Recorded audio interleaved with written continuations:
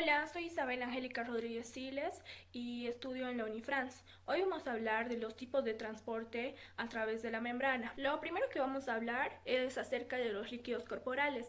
El agua representa un 60% de total en todo nuestro cuerpo. Este se divide en dos, el líquido extracelular y el líquido intracelular. El líquido extracelular tiene alrededor de 20% y el líquido intracelular un 40%. El líquido extracelular se divide en líquido intersticial, que es el 15%, y el plasma, que es 5%. Una de las características elementales de todas las células vivas es estar rodeada por una membrana plasmática. La membrana plasmática está constituida por fosfolípidos, es decir, dos capas continuas formadas por fosfolípidos que se ubican uno junto a otro. Esto tiene la particularidad de que los fosfolípidos se ubiquen de forma con una zona polar hacia los extremos y a una forma apolar que es en el centro de la membrana. Esto produce una barrera que impide el paso de cualquier sustancia que no pueda ser disuelta en un ambiente apolar, como es el agua o cualquier otra sustancia que se disuelva en ella. La membrana plasmática, además de ser una bicapa fosfolipídica, tiene otros componentes, tales como proteínas que pueden estar cerca en uno de los lados de la membrana o pueden atravesarlas completamente, en cuyo caso recibe el nombre de proteína transmembrana. Estas proteínas cumplirán con distintas funciones, ya sea relacionado con la función misma de la membrana o simplemente con el proceso, pero manteniendo su estructura gracias al anclaje que la membrana les da. Por último, los carbohidratos, ya sea asociados a proteínas o a los mismos fosfolípidos. Estos carbohidratos se encuentran sobre todo mirando hacia el exterior de la célula y se utilizarán como moléculas de señalización. Una de las principales problemáticas de la membrana plasmática plantea es el hecho de que, debido a la naturaleza apolar que vive en las partes, no permite el paso libre de las sustancias y por lo tanto deben existir mecanismos de transporte que deben pasar del exterior hacia el interior de la célula para que ésta pueda cumplir la función correctamente.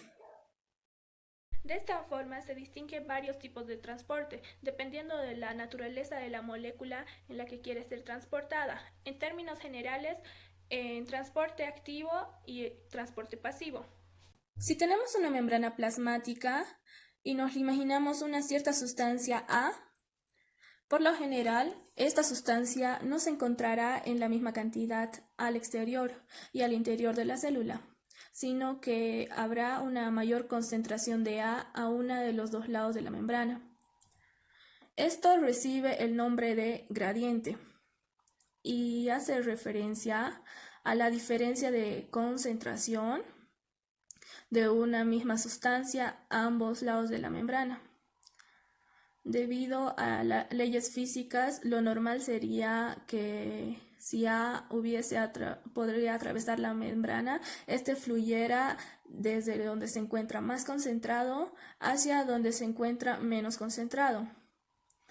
Por tanto, cualquier tipo de transporte que permita ese movimiento a favor de la gradiente, es decir, de mayor concentración, se denomina transporte pasivo, debido a que no tiene consumo de energía. Sin embargo, puede existir varias situaciones en las que puede ser conveniente mantener o incluso aumentar esta gradiente de sustancias y por lo tanto podemos transportar la sustancia A desde el lado en que se encuentra menos concentrado hacia el lado que se encuentra más concentrado. Esto no es la tendencia natural de la sustancia y por lo tanto para lograrse necesita una inversión de energía, como podemos ver ahí. A este tipo de transporte se requiere un gasto energético, se denomina transporte activo. Los términos de transporte activo y pasivo son solo hacen referencia hacia el movimiento que está a favor o en contra de la gradiente de sustancia que se está transportando. Dentro del transporte activo y pasivo podemos encontrar distintos tipos de mecanismos. El primero y más simple de ellos se trata de la difusión.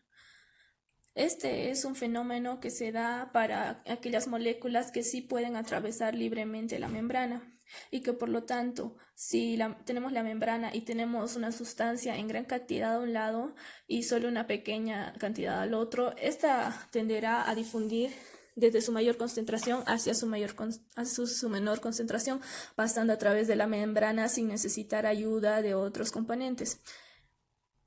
Un caso particular de difusión es la llamada osmosis, que es una forma de transporte pasivo para el agua. Esta se produce cuando el agua difunde libremente a través de una membrana plasmática. Sin embargo, para esto es necesario tener cierta consideración, puesto que las células se encuentran en un medio acuoso, que todos se encuentran disueltos en agua, no nos es posible hablar que todos sus componentes se encuentran disueltos en agua, de gradientes de aquellas sustancias que se encuentran disueltas en él. Por tanto, si una sustancia tenderá a moverse a favor de su gradiente de una mayor concentración a una menor concentración, en todo caso que esta sustancia no puede reducir, entonces el agua tenderá a moverse en el sentido contrario. De esta forma, la concentración que será efectiva en la sustancia se verá disminuida. Imaginémonos que esta línea punteada representa una membrana plasmática con dos lados de solución en que existe una solución de sustancia. Este es el caso más extremo de una gradiente, puesto que la concentración de un lado va a ser de 0 y en el otro va a ser mucho mayor de 0 y en el otro va a ser mucho mayor. Luego de un tiempo, lo que veremos es que si bien la sustancia no puede ser transportada debido a que no pudo pasar de la membrana, el agua sí pudo pasar y por lo tanto se lo vio en el sentido contrario para poder disolver la solución que estaba más concentrada. Esto es lo que se conoce como el fenómeno de osmosis. La fuerza que necesitaríamos ejercer para evitar el paso del agua es lo que conocemos como presión osmótica y se relaciona directamente con la concentración de solutos en la disolución. Otro tipo de transporte es el que se da mediante los canales.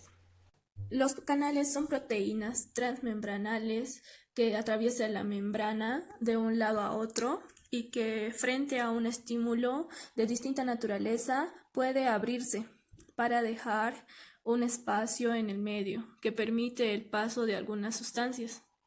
En términos generales, los canales permiten el transporte de iones, es decir, moléculas pequeñas y cargadas, como por ejemplo el potasio, el sodio, el cloruro o calcio. De esta forma, la textura de un canal solo permitirá el transporte pasivo de estos iones, es decir, a favor de su gradiente de concentración.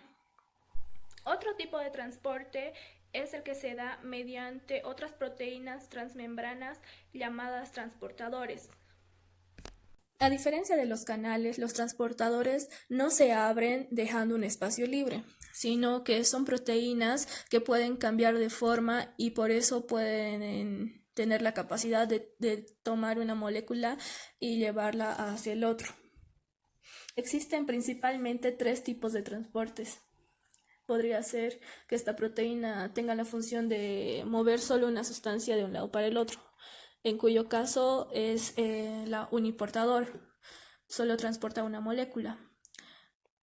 Podría ser que el transportador tenga la función de transportar 2 moléculas distintas, ambas en el mismo sentido de un lado a otro de la membrana.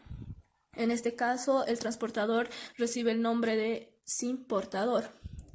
Podría pasar, sin embargo, el caso contrario en que la proteína se encarga del transporte de 2 moléculas, pero en sentido contrario, es decir, que una pasa del medio externo hacia el interno y otra del medio externo hacia el interno. Esta molécula se llama antiportador debido a que los sentidos son contrarios. Con esto damos por concluido el tipo de transporte a través de la membrana.